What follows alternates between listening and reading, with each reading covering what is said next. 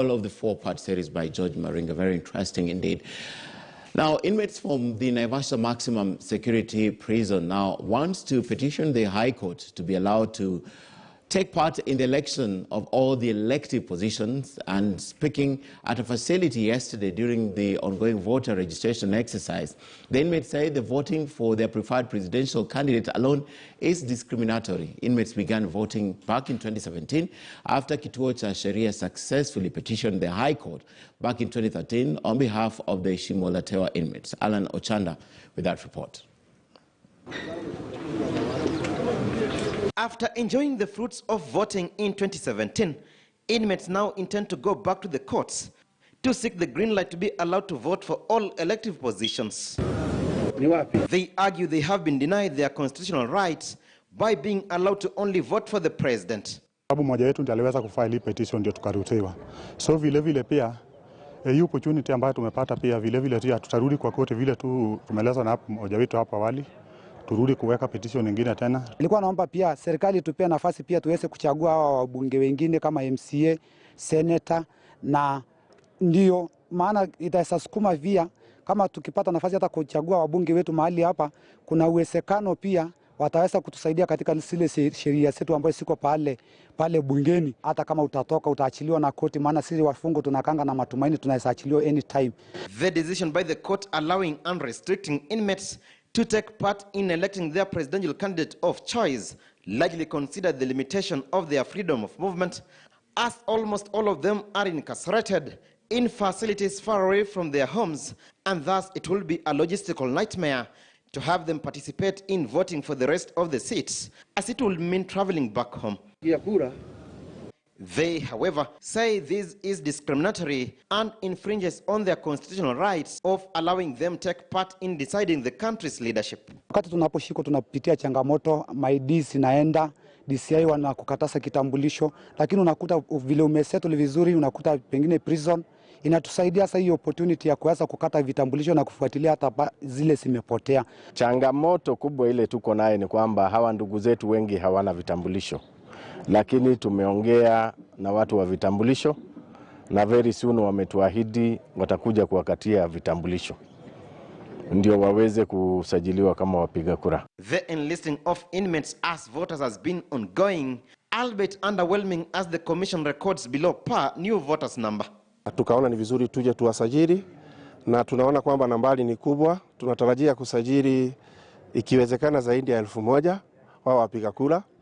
Ingawa labda kati yao kuna wale ambao wamejisajili ama wako katika sehemu zingine, lakini tuhakikisha kwamba tumeweza kusaidiana nao hapa.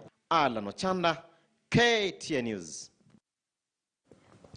Right, a very interesting perspective. The inmates of Naivasha JK prison, right after Shimolatewa won in 2013, now are asking that they be allowed to vote across all the 8 elective positions, starting with the president, the members of parliament as the Senate, and the National Assembly, women representative.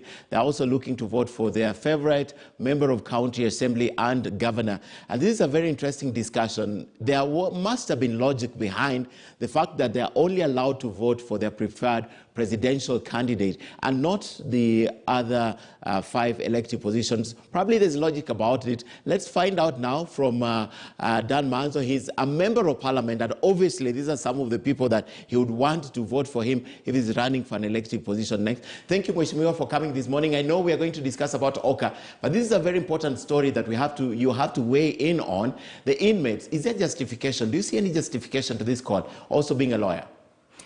Yes, first and foremost that everyone in the country have a right to vote, whether they have been convicted in an offense or not, especially if they are registered voters. You find that there are many people in the prisons, and although last time they voted for the presidential candidate because it is across the country and it is from one police station, because the prison becomes a police station.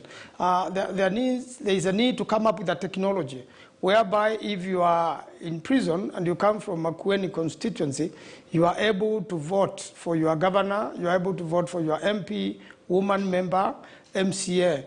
and also the presidential candidate. So I think it's something IBC needs to take up. It's a challenge they need to take up so that we can be able to take care of the fairness and the rights given in the Constitution so that these inmates can be able to vote for their leaders. Okay. Some of them are likely to come out and be served by leaders they never elected. So I think there is a justification for them to vote for their respective leaders. Article 38 is very explicit on the right to participate in an election process for these inmates. But don't forget that these are inmates and there are some rights that must be limited. Prior to 2013, they were not even voting for their choice for president. So that was the first move. Now they're pushing it. Don't you think they're pushing the envelope too far? As I've just said, it depends on how long you are going to be an inmate. There's a life sentence, there's someone who is in jail for a year. And even a lot of inmates actually are in for offenses they never committed or are pending appeals, meaning although you are already restricted, there's an opportunity that you will get out on appeal. I believe that right to vote, which now is in the Constitution, should be exercised in accordance with the law, and it is upon IBC to provide the necessary technology. If you compare this with, voting from other countries, from the diaspora, people still vote in a respective embassies in different countries for a presidential candidate here, and I think still you see the same technology. We should be able to know also whether they can vote for other seats. The challenge will be the timing. Okay.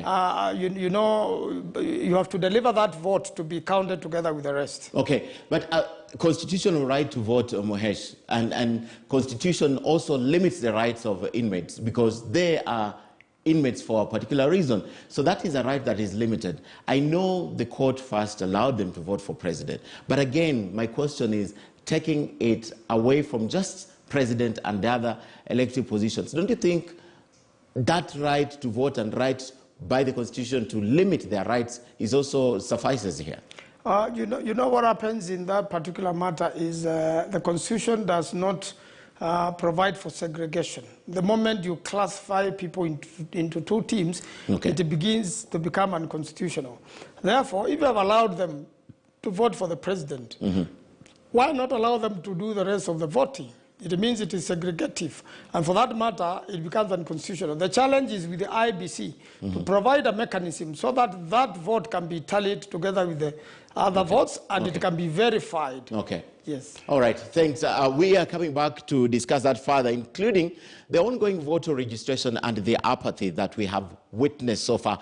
Only 800,000 registered voters in about a month. The IBC is falling short of their target of about 6 to 7 million new registered voters. What's happening? Why are people not taking the vote? Why is there voter apathy? This is a very important discussion that we are having. When we come back, we are taking you straight to Western Kenya. Willie Lusige and Ibrahim Karanja, our reporters, are already on the ground.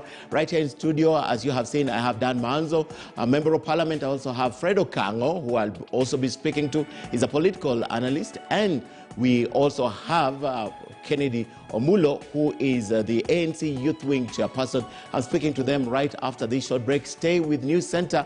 We are back in a moment.